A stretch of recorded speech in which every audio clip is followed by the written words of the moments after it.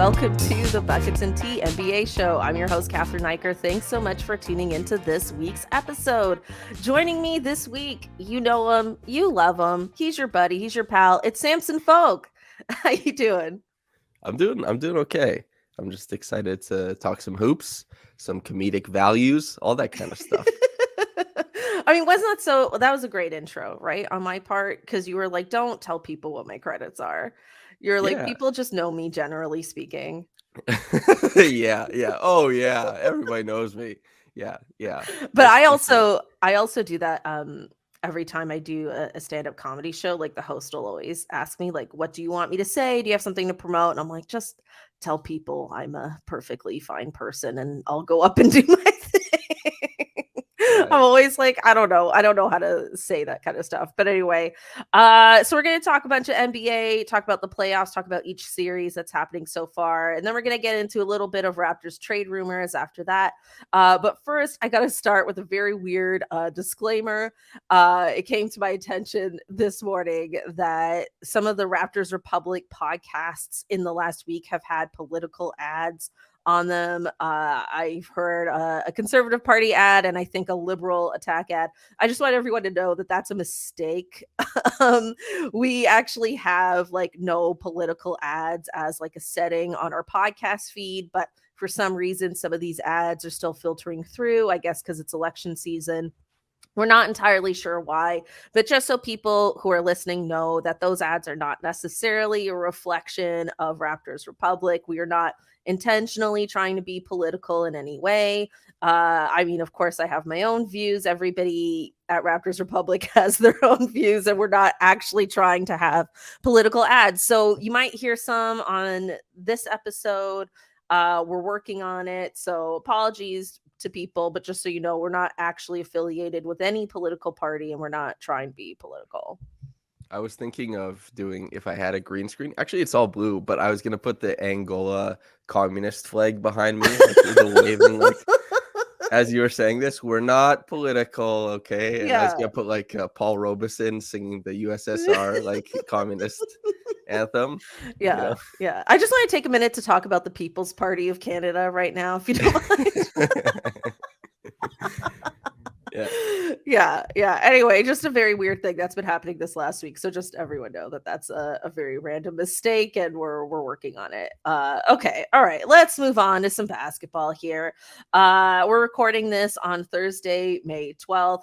Last night we had some really great basketball and some really bad basketball. But let's talk about the great game first. The Milwaukee Bucks versus the Boston Celtics. I earlier said that this series was going to be too close to call, which is such a I don't know, flaky thing to say, but it's kind of true, and that has turned out to be really true. Jrue Holiday, maybe one of the best defensive plays I've ever seen. Really incredible stuff at the end there. I want to know, Samson, what do you think of this Bucks Celtics series? Has this gone the way you expected? Has it completely blown you away? Where are you at with this? I think that the Celtics have been better than I expected, although I still expect the Bucks to win. I expect the Bucks to win the championship. And that was my pick, I think, in probably from the start of the season. The Bucks have been playing really well. Giannis is unstoppable. He's fully assumed form as the best player in the world, even if that's not recognized in the regular season. The regular season and the playoffs, they differ somewhat in play style. And like, as you said, like having Jrue Holiday as a point of attack defender, it kind of changes the makeup of how teams have to attack. And then you have guys like Brook Lopez and Giannis at the back end.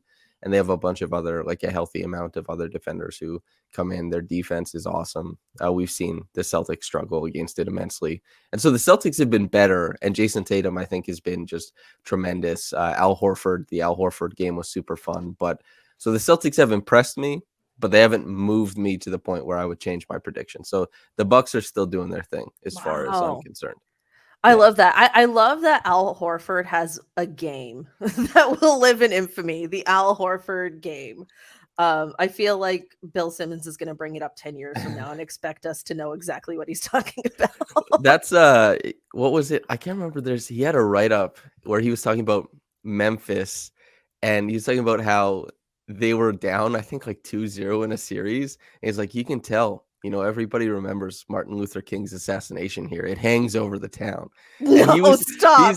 Yeah. He's like the Wait, king was of, this like the old Memphis Grizzlies, like way back? this is grit and grind. So Yeah, this is yeah, like yeah. 2000, I guess, like, yeah, Zach Randolph, Mark, Tony Allen. Yeah, yeah. And yeah, Bill Simmons will always be very comfortable getting on a podcast or getting into a column and being like, this terrible thing that happened, it's basically sports. Everything is sports, bro. And yeah, so I don't know if there's anything hanging over anything anymore, but Bill Simmons just being brought up, I had to tell that one too. God, he's got so many. It's I love unbelievable. that. There are so many regrettable things that I'm sure he has like that would be such a funny like deep dive off season top 10 list thing to do. I don't know if you've ever read the book of basketball, but it opens up with this story of him in Vegas meeting Isaiah Thomas for the first time, and he keeps going on and on about how this particularly large woman looks like in a bikini, and how he was so transfixed, like he couldn't get over it. Why is that in the book of basketball? That's actually something I would. Bill Simmons gets away with this, and Yeah. there's like these kind of like, there assumed to be these like folksy terms that white men use. It's like, oh man, he can operate out a closet. He can all these different things, and the white male being transfixed on something has occupied a very large part of literature. And so maybe he snuck that in there because he's like, people are used to this. I can just say like, hey, I was really interested by this large woman in a book about basketball, and it just flies. You made this so much more profound than I thought it would be, but you're absolutely right. Like I can't disagree with that at all. Anyway, we were talking about the Bucks. Yeah, last week I gotta call myself out. I don't know why I suddenly became a Jrue Holiday hater. I just did. I don't know why I did. I like Jrue Holiday, but I was just like, I think I even said like who, just to be a little Mariah Carey about it. I don't know why. This guy's proven me all the way wrong. I'm very impressed. I'm impressed with the Bucks. Like with Chris Middleton out, I was just like, in my mind, I was like, it's going to be Boston in 6 or Milwaukee in 7, right? Like they'll either figure it out eventually or they won't figure it out in time. But they seem very comfortable, without as comfortable as you can be without your second best player. And you're right, like their defense has been absolutely fantastic. Giannis is playing like the MVP, whether he gets the quote unquote award or not. And actually, I want to talk about that a little bit. I guess it'll come up when we talk about like Sixers Heat. But yeah, like you said, like he hits another level in the playoffs. They have that experience now where like they've been in these moments before. Although I would say like the Boston Celtics do have some playoff experience at this point as well with this core, but I don't know if they're going to get over this hump right now. I am pro like abolishing the Eastern Western Conference brackets. Like I want to see a 1 through 16, because it just, to me, it's like the series after this won't be as good as this one. And I hate that. Not to Yeah, get ahead of myself, but yeah, that's I'm really glad you brought up hating Jrue Holiday, because I love Jrue Holiday, but I had this theory that because Jrue Holiday is a wife guy, he receives a lot less criticism for his bad games than most people do, because people respect a wife guy. Like Jrue Holiday, he missed like a huge part of an NBA season to care for his wife. He's like this handsome guy who's like, yeah, I just love my wife. On his social media, he posts his pictures of his family. And you know how when somebody on Twitter, if they have a bad game, they post a picture of them and their family and say, this is who you're slandering, by the way. I feel like Jrue Holiday was the first guy to install that ooh. ethos. So that you're the hater, you're a very strong hater then, because you're working through waves of positive wife guy propaganda to get there. Even though I love him. I mean, I know he loves his wife. I did know that much. I believe she's an athlete. Yeah. So I did know that, and I still didn't care. Yeah. But I do care. But it's also like, I don't know. Now I feel like a bad person. I went from just being a casual hater to just being a full-on bad person, bad feminist. I don't know. No, this makes you stronger. This makes you way stronger. The agit-prop, you like moved through it. It was no problem whatsoever. This is so much for me to dissect, like that it's extra hard to hate on a player that loves his wife. Yeah. But that just goes to show there's so few who do. Right? That we have to make exception for the few that actually like shout out their wives, right? Because it's like you're saying it like the bar's so low that like Jrue Holiday loving his wife is like, oh wow, let's give this guy all the stickers. Well, yeah, what is that? That's like the joke about 90s stand-up comedy as a guy gets Yeah. up there, he's like, I hate my wife, and everyone's like, yeah, let's go. This guy's, and somebody's like, hey, actually, I like the woman I chose to spend my life with. We're all like, damn, that's pretty impressive. I don't like my wife personally, but I wish I did. So this guy Yeah. must be a good guy. Yeah. Yeah. 2000s like female comedy became like I hate my kids, and then all the women were like, yeah.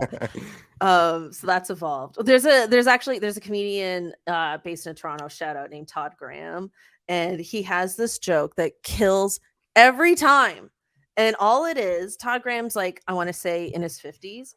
All it is he just stands there and he looks at the crowd and he quietly says, I am attracted to women my own age.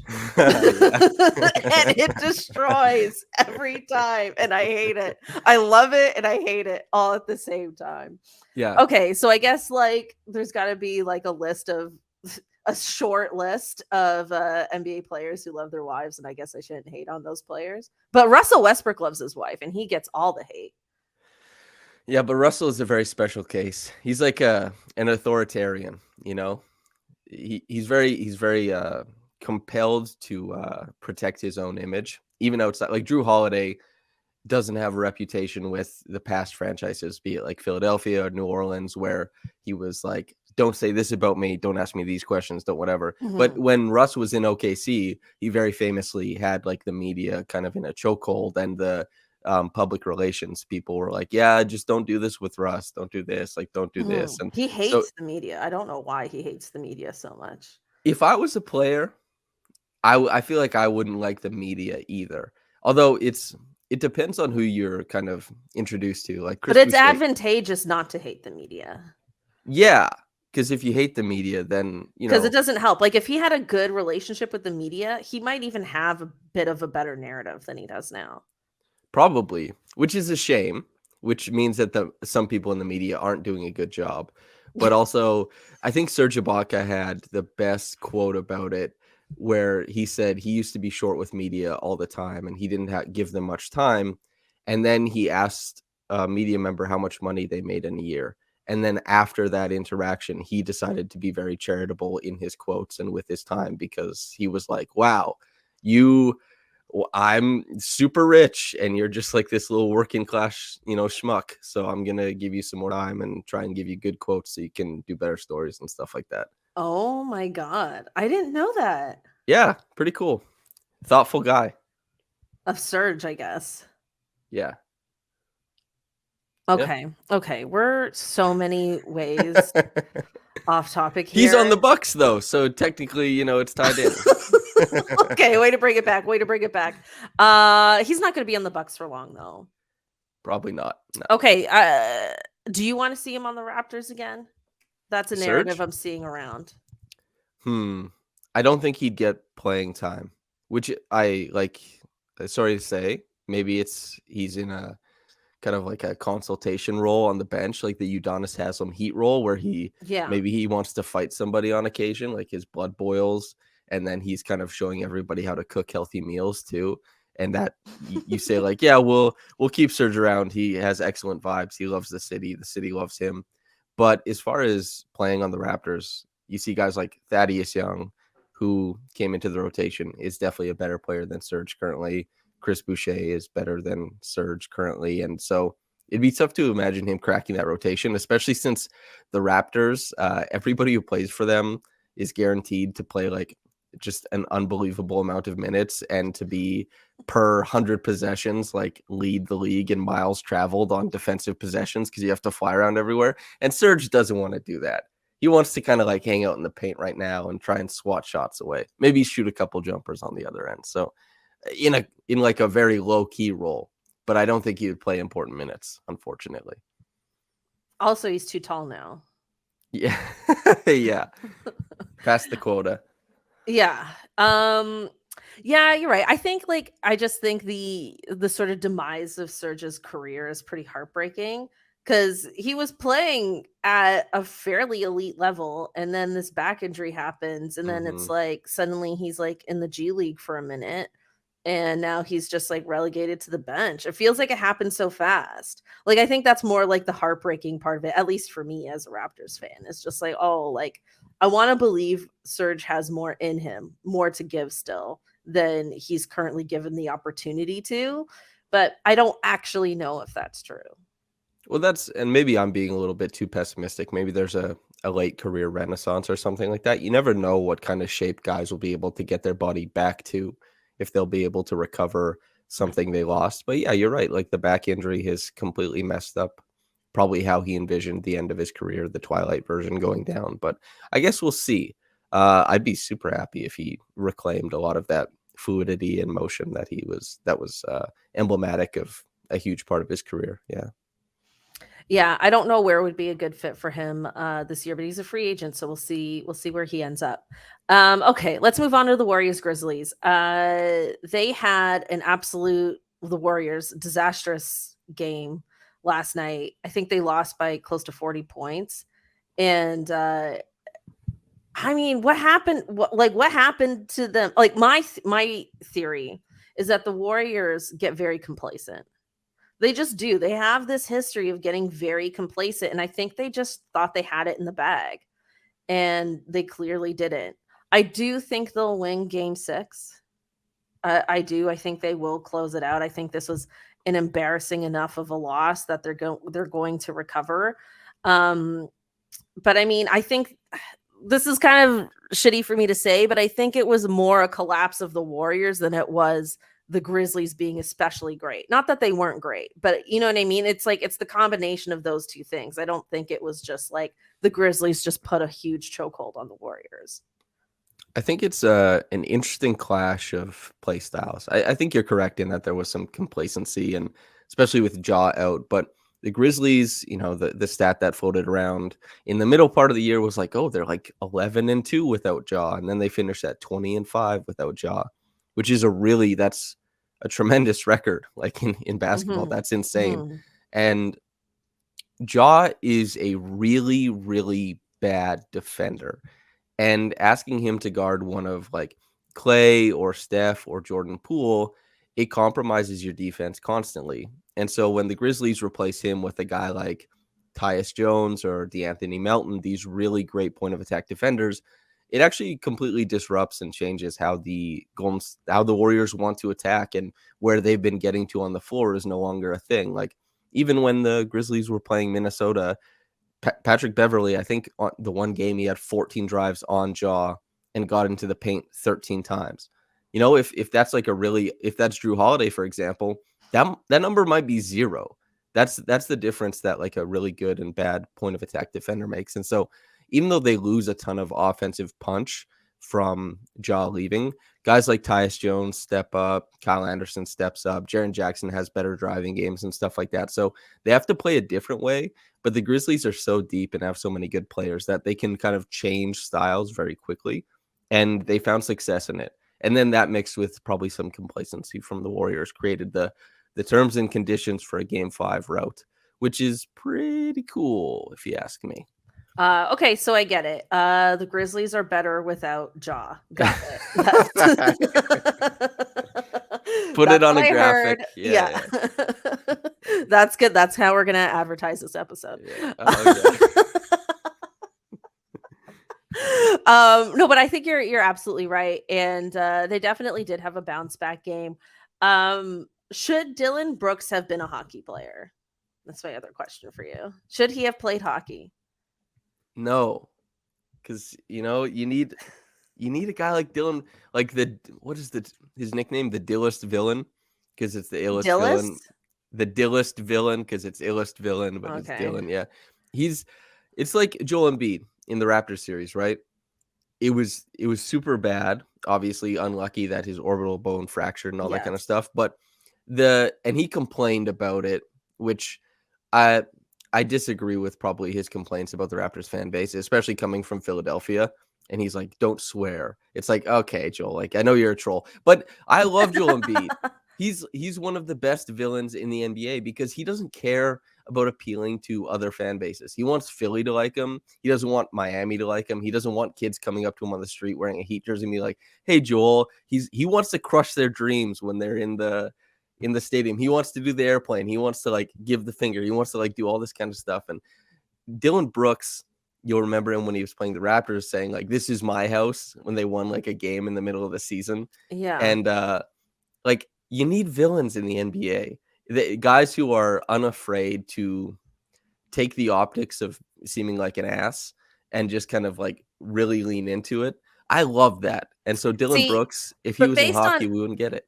Based on everything you said earlier, if I said to you that I love Dillon Brooks, you'd be like, Cathryn, what's wrong with you? He doesn't have a wife that he loves. How dare you? Well, that's true. I only like guys with wives. You know, it's you want what you can't have, right? Yeah. Also, like I think last week I was like, oh, there's that uninterrupted clip with him and the other Grizzlies talking about the time they spent in Toronto, and I'm like, where did they go? What did they do? Oh yeah, probably just to like Rutgers or something like that. Played some games. I doubt that. Yeah, you. Yeah, but he's great. I'm glad he's great. He's Mississauga's own. We're both from Saga, so shout out. But yeah, did you guys hang out? Did you grow up together? We did not grow up together. That's too bad.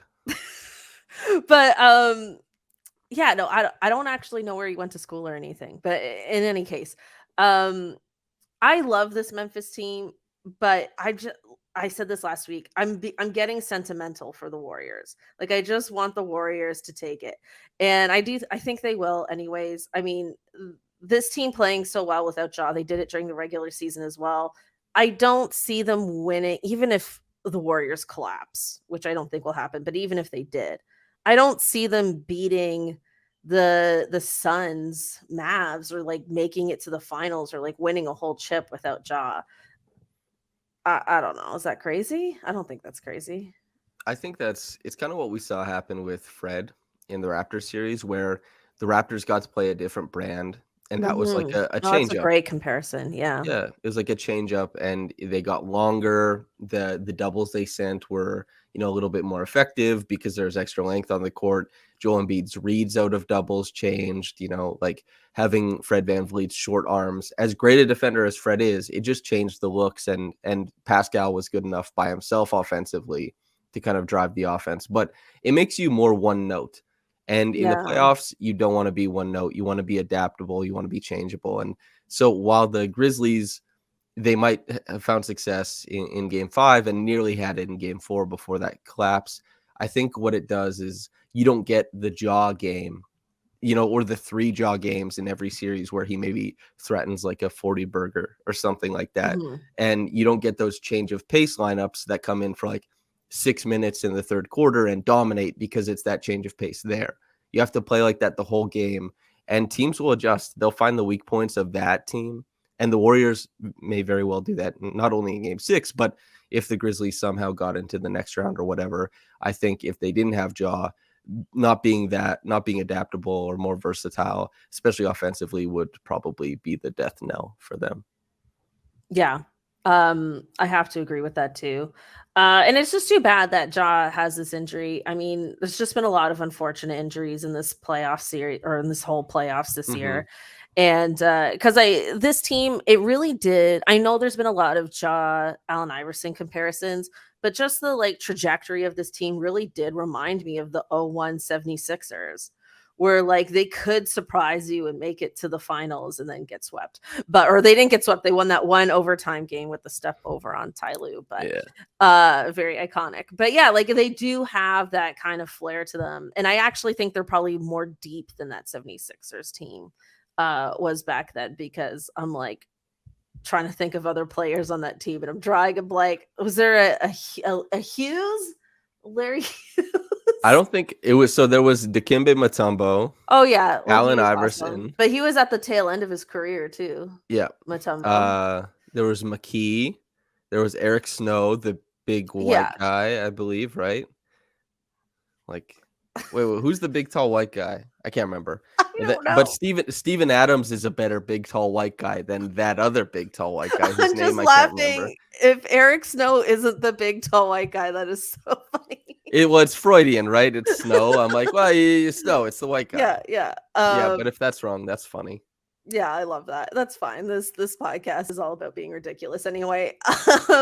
Okay, Samson, we gotta talk about the Memphis Grizzlies rally cry, the whoop that trick rally Yeah. cry at every game. Again, I'm gonna assume that everyone listening is about to disagree with me. I don't love it. I don't love it. And that's fine. I'm aware that I'm on an island. I'm all alone. I've limited supplies. I get it. But I don't I don't love it, cuz to me this is going to sound very corny, but I like my rally cries to be positive. Like, "Hey team, win." Not, Uh, you know what I mean? Is that and then insert conservative ad? No I'm kidding. do you allow cursing on this show? Yeah, yeah. Okay, so when I was playing high school sports, there was an opposing town that had a very, very interesting chant, and it Oh. went 1, 2, fuck you, 3, 4, fuck you, and they would chant it all the time, and it made me laugh really hard being on the opposite end of it, and I thought that was really great, even though it was negative, and I can't think of a positive chant that's affected me in the same way. Wow. Yeah, I mean, yeah, you're right, because they're very into it. Like they Yeah. are really, really into it. Um, I guess like, okay, here is why I don't love the chant, but also this is like hilarious. So Draymond Green, there's a video of him dancing to it at Yeah, the I end of saw that. last night's game, right? He's dancing to it, he's getting into it. And then after the game, when he was talking to the media, he said, they not gonna whoop that trick alone. We're gonna whoop that trick together. And that does not make any sense. I think what happened was Draymond was actually so upset at what was happening that it was like, oh, it will be less upsetting if I join in. So then he tried to join in and make fun of it, make light of it, make it less impactful, which I guess adds to your point that it is impactful. And then at the end was like, no, we're in this together. And it's like, you're not. Like, I think in this scenario, you are the trick. So I don't really understand. What have you seen Community? Yes. Okay, But so you not know all of it. I can't quote it or anything. when Jack Black has his episode where he kind of infiltrates the group? No, but everyone else Okay. listening will. Yeah, so Jack Black infiltrates the group and they have a falling out and he says like, "Well, that's fine. I'll just stay here and study anyway. We'll just be people who are studying in the same room." And they can't really comprehend why somebody would do that. It's like, "You're hated here, pal. Like, we don't want you here." And he's like, "Still, I remain." And maybe that's what Draymond is doing, providing the same energy. He's like, "We're all part of it." They're like, "No, we hate you. We see what you do. You had that dirty swim move on Steven Adams just during Oh, this game. We don't that's want to great. dance with you." But he's like, "No, no, no. We're all in this together." It's like forced positivity. Is that Yes, what Draymond is yeah, doing? I think Yeah. so. Because I mean, I get what you're saying about like, the NBA needs villains. I completely agree. I think Draymond's a great villain. But that just doesn't make any sense to me at all because it's like you're making I can't believe I'm about to say this sentence. You're making the trick part of this sentence ambiguous. And why? If would you be a villain in the NBA? Like, if for fun, do you think you could handle the social media backlash that you would get? No, You couldn't lean into it? I don't think I could. You only I think I care about being well liked, YouTube uh commenters. No I'm kidding. I think as an actor, I love playing villains, but as myself, I think I couldn't handle it personally. But I'll ask you the same question. Oh, yeah. I'd go full villain. Why not? I mean, it's like, it doesn't actually matter. If I No. was making that like Oh, you know what? The money changes things. If I'm like really living it up, then it's like, yeah, who cares? I agree. That that's adds what I'm a bit more saying. of a, yeah. Like, That's the whole thing about. I wouldn't have social media if it didn't help my writing career, or I guess the content creation is No, a it's journalist is true. now a content creator, whatever the hell that means, right? Yeah, But yeah. I wouldn't have social media the way that I do if that wasn't the case. So like, if I was a villain in the NBA, I wouldn't even have social media. I'd just be rich and I'd be like You'd be doing like like, Dillon Brooks. yes, ass hattery on the court and then like whatever I want off of it. Dillon Brooks is like not active on social media. Or Power Kawhi move. Leonard is also not active. Yeah, I agree. It is a power move. Or OG, he lost his check mark on Twitter because Did he? he was so inactive. And like he does shit posts for like his ads, right? Like Scotty Barnes, when he had the PS5, he like takes this picture with it and he's like, look, I'm playing with my PS5. It's this whole great thing. Thank you, PlayStation. And OG like took a picture of the box and just put hashtag ad. And like it's incredible. You could just be that guy. You could be villainous and that guy. That's who I would be. An irreverent villain. I love that. There's Yeah. not I was trying to think of like the female equivalent. There's not many WNBA villains. I think there's so much unity in terms of like we're all in this together. We're all just trying to like prove everyone wrong and maintain relevance. But Diana Taurasi is a real villain. If you've seen Diana Taurasi play. So she lost in the finals last year to the Chicago Sky, Candace Parker's team. And she broke the door in the locker room. I don't know if you know this, Samson. I She know that story. she broke the door in the locker room, just completely annihilated it. She's also like, I mean, Diana Taurasi, for people who don't know, was named the greatest WNBA player of all time, is I think 39 years old, still playing very hard, 6'1", not the biggest person in the world, completely demolishes this door. And then when they asked her about it, she just said, I don't know. There were a lot of doors in there. That's all she said. And then the Great Chicago answer. Sky took the broken door and brought it with them to their championship parade. Which is incredible. Like, you can't write this stuff. I'm like, man, people need to know more about the WNBA. But anyways, a Diana Taurasi villain would be wonderful for me to be like, but I don't know if I have the guts to even do that. Could you break down a door?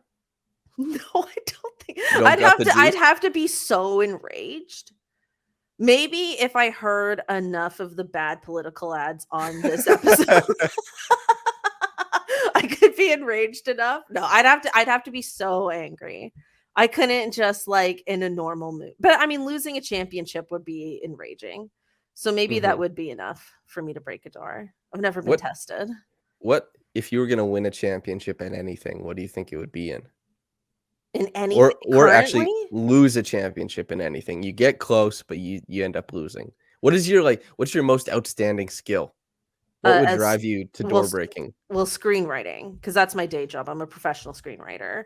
I write for Canadian TV shows. And I'm very familiar with your work. In fact, I love your work. Thank you. I don't know which everything specifically, but yeah, your work is fantastic. Thank you. I've entered many a screenwriting contest. I've been in the finals of screen contests and lost. But it's so passive because it's just through emails. I'm not like there, like trying to outright someone in the moment. Although I think because I am also a comedian, I would have the improv skills to maybe outright someone in the moment. That would be wild. Just to do like a 24-hour, like, here's your premise and go. That would be really fun, actually. Maybe a 24-minute. Maybe that's something you could do for Raptors Republic. Is you do like a 24-minute impromptu, like, here's what I wrote. I hope you like it. And maybe it's really funny. And it has nothing to do with the Raptors. Yeah, maybe you're her under pressure, Yeah. Like you make it happen. I don't actually write for the website. I just do the pod. I know, but this could be an expansion of role to embrace your new flex those improvisational skills. Okay, how about this? One day you give me a topic. Right? Like, like when you watch an improv show and then everyone's like, okay, I need a location, blah, blah, blah. Yeah. You give me a topic and then wives in the NBA. Okay. Oh, I need more than 24 minutes for wives in the NBA. I need more than 24 minutes for that. Also, Shaq and Jalen Rose opened up about their divorces at the same time for some reason. Probably a coincidence, maybe not. I Dudes, mean, it was very nice what they, they all said very nice things about their exes, but I was like, weird that both these things came out in the same week. dudes rock. That's what I'll say about that. Speaking very nicely of your ex-lover is like dudes rock behavior. Everybody listening out there, if they haven't done a crime to you or something extremely terrible, try to speak kind about people. Do your best. Amen. All my ex-lovers, I love you very much. You're very great. Thank you for being Wow. a part of my life. How did we get there? I do not love all my ex-lovers. No. But I guess I wish them well. I can say that much. I do wish them well, but no, I can't say I love them all. It's probably the difference between men and women right there in this new battle of the sexes buckets and tea episode as this is evolving. Anyways, okay, so we've talked about that. I don't have much to say about Mavs Suns because it's just a series I've been less emotionally invested in, although I am intrigued, and I'm a lot more intrigued than I thought I'd be. I am not a believer in the Mavs, but please, Samson, you're the expert here. Tell me what you think of that series, if you have any thoughts at all. I don't think the Mavs are going to win. Although if they were, it would probably be done via their defense continuing to be a pretty damn good defense. They play small, but they're really gritty at the point of attack. They have some really fun like schematic wrinkles, and they have good defenders at a lot of different positions on the floor, like Jalen Brunson and Dorian Finney-Smith. They have to be able to hide Luka better, or Luka needs to just. We talked about Ja being kind of a bad at the point of attack on defense. Chris Paul bringing out the binoculars and searching for Luka on every possession is not good for the Mavericks. So they kind of have to find a way around that. And Luka has to pair that with just sensational offensive games. I don't think all of that is going to happen. The Suns, as they have been for, I guess, almost like 2 full years at this point, right? A well-oiled machine. They play one of the cleanest, tightest versions of basketball in the NBA. They have so many people listen to this podcast probably very familiar with the Raptors. The Raptors have a read and react offensive style. And so there's not that much framework or structure in it. They just want guys to go out there and make these live reads. The Suns have a lot of framework. They run a lot of set actions, and they run a lot of great set actions. Everybody knows where they're supposed to be. Their secondary reads out of them are great. And it's proving quite a bit of times to be too much for the Mavericks to keep up with, especially with like DeAndre Ayton, Mikal Bridges, and then Chris Paul and Devin Booker, of course. So the Suns are just a really strong team. If we get a rematch in the finals, I don't think they beat the Bucks, but I think they're certainly strong enough to get there again. And unfortunately, I don't think the Mavericks are going to beat them as the underdogs. Yeah, that's right. I also predicted the Suns and Bucks as a rematch in the finals, but I picked the Suns to win. Because but I love the two of them becoming this like friendly rivalry. But I picked the Suns to win because I don't know, it's just more of a gut thing, really. Just in that I think Chris Paul's window is going to get even shorter. I think there's more urgency, like it's really now, where I think the Milwaukee Bucks are built to be here for much longer. And home court advantage, there's also that. Although I think they had it last year too. Like last year, I remember the Suns, after they won the Western Conference Finals, were parading around town with a Western Conference Championship trophy. And I was like, you're going to lose because you're celebrating too early. Like you're going to lose. That was the moment I knew they were going to lose. And then that turned out to be right. And it reminds me of like the San Antonio Spurs, like when they lost in such a devastating way, and then they came back the following year and won. I just felt like, oh, I could see that happening more than I could see the Bucks winning back to back. But of course, like anything could happen. Giannis is incorrigible. You know, he does things his own way. He is unflappable. Like when they were down to, I think it was the Nets, and both to the Nets and to the Suns, because they were down 2-0 in the finals last year. And that video of Giannis came out where he's like, I've been through it all, man. I airball free throws. I miss shots. I do whatever. It's like he is not afraid of failure, and that makes him very equipped to succeed. I feel like you Absolutely just can't shake true. him. And he also loves his wife. And he loves his wife. That's right. Okay, like, see, Yeah, it's all the coming. It's all Bucks. coming together. The Bucks are just a bunch of wife guys. Even Brooke Lopez is married to Disneyland. Like he loves it there. They have a couple cute assistant coaches who I don't even know their names, but I've just You love noticed. coaches, I love don't you? coaches. It's a You're a whole little thing. coach watcher. I'm a coach watcher Wait, wait, because in my mind they're more attainable. yeah, wait. Did that start with Nick Nurse, or have you always been a coach No, it watcher? started with Nick Nurse. It What started made with what Ime we talked to? Udoka is hot. Oh, that's a handsome guy. He is a hot, Yeah, yeah. Eric Spoelstra is also handsome. He doesn't do it for me, but I He's respect. I he's so respect it. fit. He's He the is only. fit, but he's also he's a bit too stiff. That's because he's got washboard abs holding him upright. Like the Heat have a very militaristic franchise where they're like, Yeah. I'm pretty sure quite a few different players have signed there with clauses in their contract that they get like under 8% body fat or something. That's real. Yeah, Which I don't know how Kyle Lowry passes. I feel like there must be an exception for Kyle. And I'm not they body shaming Kyle. I love Kyle. I'm great just body, saying. Kyle. Keep doing your thing. Yeah. But with Kyle, I think they probably just like, you know what, the talent to fitness parameters are fine. We'll let it. But with Dion Waiters, they're like, you know what, you're gonna have to like get super cut, super lean, maybe. Yeah. He goes to the Weight Watchers meeting, but he doesn't go to the weigh-in. Right. Basically. He's aware of it. He knows what's going on. I get it, guys. I get it. But when it comes time, he's gonna be there. Yeah, totally. Okay, speaking of players who love their wives, there's a whole new category that we need to discuss, and that's players who love their moms. Mm. And that is a very terrible segue to talk about Chris Paul and what happened this week at the game. I mean, there's no opinion to be had on this. I mean, people just need to respect boundaries. I don't know why people don't. It's silly, it's stupid, but it's happening more. And I think it's actually because of social media. I think people are literally doing these things to go viral, and it's working, which is pretty scary, actually.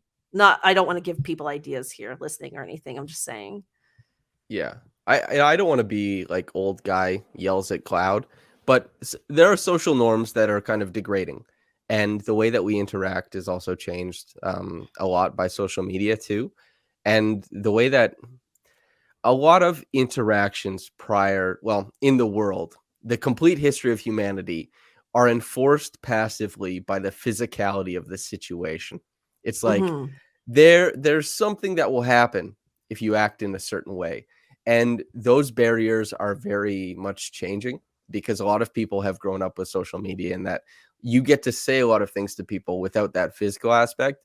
And then that carries over into real life until the very point that they feel that there is a stopping point to like ass hattery. You can only do so much before something comes back your way. And there's a lot more people willing to test that, I assume, which is not completely social media's fault, but it no doubt plays a part. So yeah, like young kids kind of like banging around, pushing moms.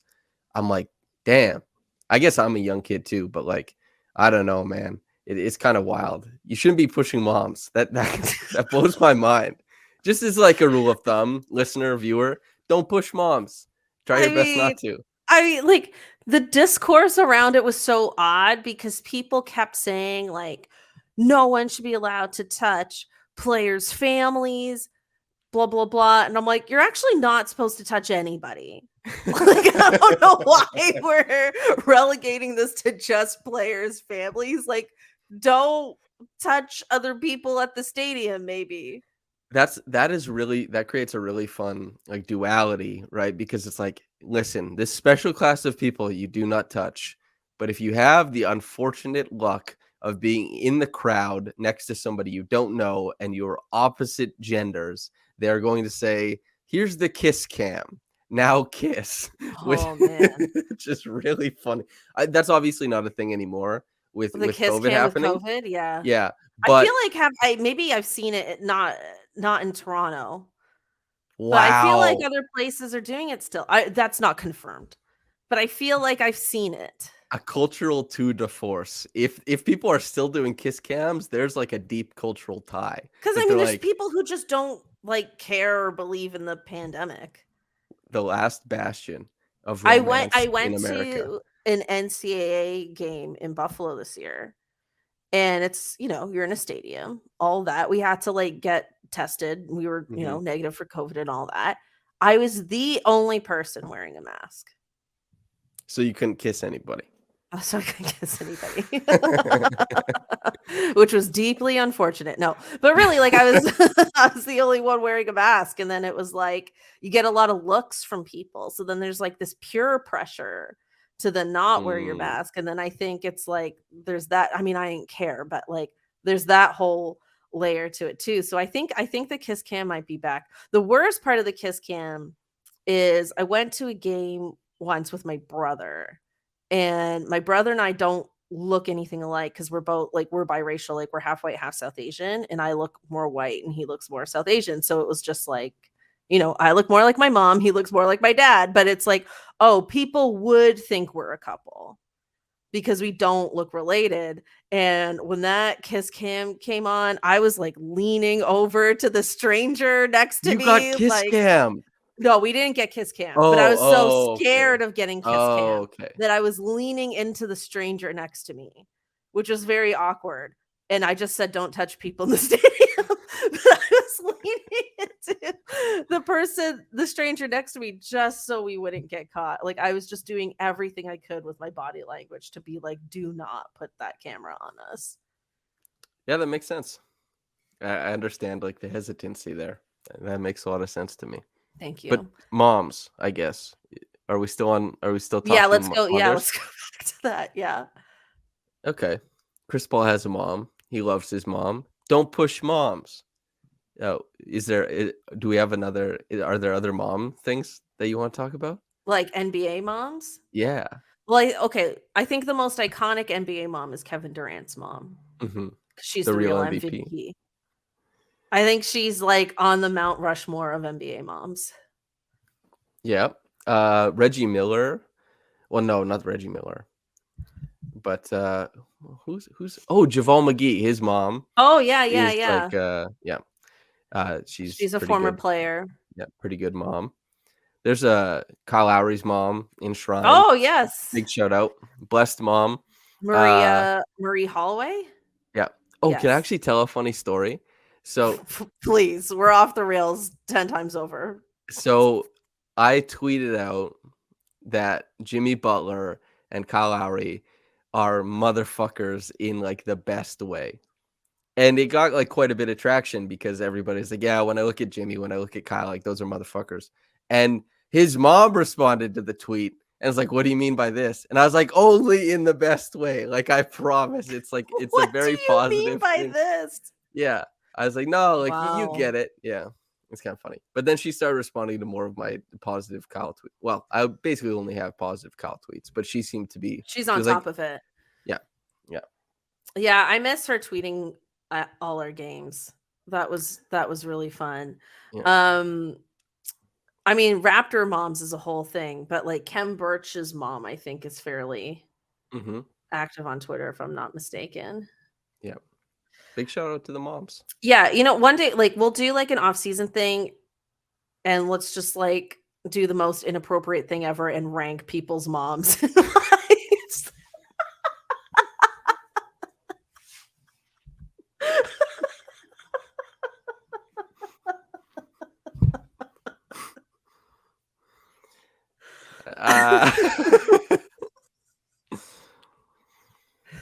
Mhm. Okay, great. Love that. Love that for us. Okay. Yeah. All right, let's move on to our Raptors Homer Moment. And Samson, I wanted to ask you about these trade rumors around. Oh, we didn't even talk about the MVP. It's fine. Do we want to circle? Do I want to circle back to? Do you want to say anything about the MVP? About Nikola Jokic winning MVP? And we Do didn't even you? talk about this Heat Sixers series at all. I just think it's over, basically. You got the heat? That's what you're feeling? Yes. Yeah. Yeah. I completely skipped over it. That's how irrelevant it feels to me. I feel kind of bad It's saying your that. it's your podcast. Like you move through it the way that you want to. I don't know. This is Maybe I'll get powerful some stuff. real 76ers fans in here. Probably not. Um Yeah, Nikola Jokic winning MVP ended up being a little more controversial than I thought it would be. Mm. Like, the outrage on Twitter was not expecting. I'm like, he was basically a favorite, like, all year long. His numbers are very comparable to Joel Embiid. They're almost exact. Same with the team win-losses. And I think what it came down, I mean, Joel Embiid had this little bit of a quote about narratives, which I actually think is true. Like, I just think people didn't want to reward the Sixers for just how messy things were with them all year round, which actually, isn't necessarily fair. It has nothing to do with Joel Embiid, necessarily, but that's what I think happened. And I think Nikola Jokic, he had the quote unquote narrative of doing more with less. Also, I'm a bit of a Western Conference, not elitist, but like it's harder to play in the Western Conference. So when you have X number of wins in the West, those, to me, that's objectively harder than getting that same number of wins in the East. People might disagree with that, but that's how I feel. So I think he wins it, not by a lot, but I think he wins it. I think people are mad at Jokic for winning it this year because he didn't do a lot in the playoffs. But people felt that way about Giannis when he won back-to-back MVPs. And people were like, oh, he's not doing enough in the playoffs. He's not cutting it. And then the next year he won a championship and everybody forgot they ever said that. Yeah, everybody, but that's the thing, right? Actually, I had a tweet about this yesterday where I said, everybody's like, oh yeah, this guy can't do it. This guy can't do it. And then they get better teammates and they do it. Like, Yeah. like we talked about Jrue Holiday, wife guys, big shout out, Jrue. But Jrue joined the team. Their point of attack defense got better than when they had Eric Bledsoe. The offense got better than when they had Eric Bledsoe and Jrue. Drew's a better player than, Eric. And that was reflected in the trade package for each. But having a better team was pretty meaningful. And like that will apply to Nikola Jokic whenever Jamal Murray and Michael Porter Jr. and they have a healthy team. They'll threaten the finals because Nikola Jokic is an MVP level player. I probably would have given it to Joel. Actually, I do think, as you said, like the messiness of the Sixers probably took away from it, which is silly. And Joel Embiid is correct to point to narrative, but I'm totally fine with Jokic getting it. They're so similar when you look at like all their stats. They're so similar that I'm like, why are people like mad about it? I don't know. Well, it was kind of like the Scotty Barnes thing too. I'm really glad that Scotty won because he wanted to win, and Scotty's like a sweet kid, and he wanted to win. So glad he won. But it's it didn't really matter if he won. Like fan bases get really attached to seeing their players validated in media or in like the discourse, and it doesn't actually really matter that much. Like you just want your team to like go play basketball. Hopefully it's entertaining and hopefully they win games. And Scotty was doing that. And Scotty went into the playoffs and like Cade and Evan Mobley didn't, for example, or Franz Wagner, sorry. And so like, yeah, Scotty being in the playoffs was way better than, if he had won Rookie of the Year on like the 9 seed or something like that. Yeah. Yeah, and there's a lot of players throughout like NBA history that only have 1 or 2 MVPs, but you could say they were the best player in the league for maybe 6 years in a row. So I think that's just kind of like what happens. It's like the league just kind of likes to share the wealth a little bit there. Yep. There's a lot going on and people have different ideas of what MVP is. And Embiid wasn't even really close in the voting. Like I think it was 69 to like 25 or something in first place votes. It was not close. Might have that, or I did have that. Pull it up. I had it in front of me and now I don't. Why is that the case? Stupid Bleacher Report. Oh, here it was. It was a link to a tweet and then it went away. Now it's back. So Nikola Jokic had 65 of first place votes and Joel Embiid had 26. And Giannis had 9. Yeah, Giannis wasn't close. Yeah, no one else had a first place vote. Devin Booker and Luka Doncic both have 1 second place vote. I disagree with that Devin Booker vote quite heavily. I don't know who voted that, but I disagree with them. Probably about a lot of basketball things. I don't know. Probably Hubie Brown. I don't know. Okay, so that's that. Let's finally move on to our Raptors Homer Moment. There's been a lot of trade rumors. centered around Rudy Gobert. It's been anticipated for a long time now that the Jazz are going to blow things up, and it's likely that they would keep Donovan Mitchell over Rudy Gobert because he just seems more like the type of player they'd want to build around. Would you want Rudy Gobert to be on the Raptors? And if you did, what would that trade look like for you? Hell yeah. I mean, especially if a guy is not as well liked within an organization, if you have an idea that you may be able to trade less than what most people would actually want, because Rudy Gobert is on a huge contract, a massive one. That's part of the appeal for them to trade him to move off of the contract. But he didn't win Defensive Player of the Year. That doesn't mean he's any worse at defense than the years he did win it. He just didn't win it this year. There's voter fatigue for that. Like, he has 3 Yeah. already. He is a tremendous, tremendous defender. He's an incredible role threat.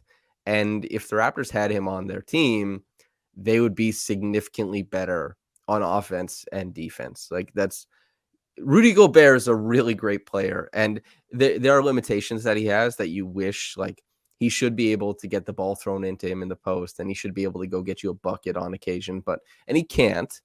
But limitations exist in a bunch of different players. We've been talking about Ja Morant, and like, we've been talking about star player Luka, who can't defend. And Rudy Gobert, he can't score as a main option, or maybe even the second or third option in the half court setting without being assisted. But the Raptors have, like, everybody isolates and everybody creates on their own anyway. They have a team of guys who are willing to put the ball on the floor. So Rudy wouldn't really feel that pressure. He would just really beef up their offensive rebounding, really beef up their defense, and he would catch a lot of lobs and a lot of rim runs and stuff like that. So he would be awesome on the Raptors. It kind of reminds me. Oh, sorry. I was just going to comment on that a bit. It kind of reminds me a little bit, not that they're the same player at all, but it reminds me a little bit of Marc Gasol, right? Like, he was not a scoring threat when he was out there pretty much at all. Like, I don't think he was averaging quite 10 points a game. But he was extremely useful. He had great passing. I actually don't know how Rudy Gobert's passing holds up. It's just so. But maybe even worse than so. But that doesn't matter that much. But I was going to say that we places. have experience with a center that isn't necessarily a primary scoring option, was what I was trying to say. But anyway, maybe that point is not so good. No, that's a good point. But that's totally it. Is like the way your team is built affects how players who come in, operate in it. Precious Achiuwa being able to put the ball on the floor against the 76ers became more important because of Fred VanVleet's injury. And, that's the way that the 76ers loaded up on Pascal Siakam for a couple games. It meant that OG Anunoby had, like, a couple really big pop-off games. And so everything compounds, and these things are all tied together. And Rudy Gobert, the strengths in his game, I think, fit, and the weaknesses fit into the Raptors in a way that his strengths will be maximized and his weaknesses will kind of be papered over. And that's, especially if somebody is like, can be had for less than what they normally would. I think that creates, like, the terms for a really interesting guy to go after in a trade. The rumors say that the Raptors are interested, but the framework that would get you there is presumably you're looking at, like, either Fred, Gary, or OG or Pascal, I guess. And you have to make your bones with what you think Rudy is worth. Like, because we're talking about it hypothetically, we're talking about it, you and I. We don't actually have any bearing on what the Raptors want to do, who they value highest or whatever. I would assume that Pascal they view him as maybe a better player or an equal player to Rudy at this time. So they wouldn't make that trade. And he's on a smaller contract, I guess, as well. Gary, maybe they view him as a guy who's valued higher. I think Gary is valued higher than how good he is currently, which isn't a slight. I mean, maybe it's just a good year. Maybe I'm wrong. Maybe Gary will continue to improve and get better and better. But I would presume that Gary or OG would be the center of a package over there. And that's just because Fred seems so essential to the culture of the team that I struggle to see them moving on from him. But one of Gary or OG. And I would assume the Jazz probably value OG a fair bit higher than they do Gary. But I would probably try and build a package around Gary. But I also don't think that the Jazz would accept that, unfortunately. It's tough to trade, for big guys. Yeah. Yeah, that's interesting because I wonder, oh, this is going to be a controversial statement. I wonder if OG and Obi has fallen out of what we would consider our core. I hope not. Do you think so? No, not necessarily, because I love OG, but I'm just Mm-hmm. saying I wonder because, we started the season by being like, Fred, Pascal, OG, those are our three guys we're rolling with. But then Scotty Barnes ascends way faster than we thought he would. And now, like, you wouldn't necessarily say OG is a top 3 player on the team necessarily. And then that would make him a bit more expendable, perhaps. I still think OG is better than Scotty, but I think you're onto something as far as like thinking about heading forward. How long till Scotty is better than OG? Right. Does he get there? At what point does he get there? And this is something that, like, as far as in basketball on the court, OG, his types of possessions that he got squeezed a little bit because Pascal had an all NBA year. He got a lot of possessions and he did great things with them. And Scotty had a rookie of the year season where he got a lot of possessions to try things out. And both of them scaled accordingly and got better and better as the season went on. OG's possessions started out getting just a ton of stuff to try out in the start of the season. They had injury trouble, and then he had to adjust to the changing landscape of the team. And his play style got squeezed a little bit as far as trending towards the star version of himself. And he was playing more like not a role player, but a tertiary guy. And so I would really want to keep OG just because of, the defense, the 3-point shooting, the latent on-ball abilities, let's say. But I understand why somebody would view him as having less, I guess, appeal than some other guys in the front office because he didn't have as big a year as a lot of other notable players. Like Fred being injured, he was an all-star though. Pascal, whenever they announce all-NBA, I assume will be on the third team. And Scotty won Rookie of the Year. That's a lot of success surrounding a guy, especially when he had injury troubles and had a middling year as far as what expectations were. So yeah, but I hope he stays, man. I would be crushed in my heart of hearts if OG went out the door. I would be too. I Yeah. definitely would be too. Okay, Samson, let's wrap things up here. I usually do a Nick Nurse Hottie Highlight of the week, but he's in vacation mode, man. And I'm gonna be honest, like, I'm not a stalker. I have no updates on Nick Nurse. He's laying low, having a good time. Does he love his wife? Probably. I'm not following her on Instagram, so I don't know. That's good. I'm glad. You're glad I'm not following her? I'm always uncomfortable with the tracking of players. Like, I see it pop up on Twitter, and so I passively intake that stuff. But I cannot go searching like that. No, it's too much. It feels like too much. Yeah. I do have friends who are very active online, just generally very active. And if something comes up, they usually send me an alert. So I like low key have these like free researchers that help me. But I didn't have anything this week. So that's that. Let's call it there. Samson, thanks so much for joining me this week. Let people know where can people find you on the internets. Hopefully my name is unique enough that you just type in Samson Folk, and Wow. hopefully it turns something up because I don't have a common name, like my name isn't like Dave McDavid or something, Yeah, fair. So yeah, hopefully shout out to all the Dave McDavids listening. Yeah. Oh, I guess I didn't even make my name. Yeah, just on type in YouTube. No, but that's fine. Yeah. Just type in my name and hopefully like my Twitter or my author page or something comes up. And yeah, I feel like you tweet pretty frequently, which is great. So every once in a while, I'll do this thing where I calculate the amount of days that I've been or somebody I know has been on Twitter, and then I'll divide it by their amount of tweets. And just to see how many, like, on average a person tweets per day. And I think since like 2014, I'm on average like 6 maybe tweets per day, which is obviously game days. I tweet a lot because I'm live tweeting games, and then you have to publish pieces and all that kind of stuff. But otherwise, I definitely tweet more than you. But Wow. as far as like, I'm in the middle ground. You definitely tweet more than me. Yeah, I'm in the middle. Well, that's not a slight. As I said, like, at the start of the podcast, I wish I didn't have to tweet. But I have like the medium brain worms where I'm tweeting too much probably, but it's not like, oh my God, dude, get off the internet, please. Like, not every thought you have is for consumption. I haven't reached that point, and I hope I never do. But yeah, if somebody after I said all this wants to still go follow you. me, Well, I'm sure I'm everyone not so listening sure. is already following you probably. But no, that's hilarious. I love that you're getting your own analytics. You're just like doing it on your own.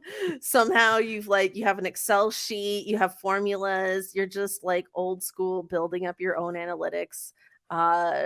Really wonderful detail about you that we all got to learn. Yeah. Neurosis is what it's referred to, I believe. Thanks everyone for listening to this wild episode. I definitely had a lot of fun. If you want to follow me, I obviously tweet less. You can follow me at itsme_Cathryn, spelled Cathryn. We'll be back next week. I'm going to be covering the NBA throughout, maybe even some draft and free agency stuff. We'll be here all summer. So thanks again for supporting the show, and we'll catch you next time. Bye.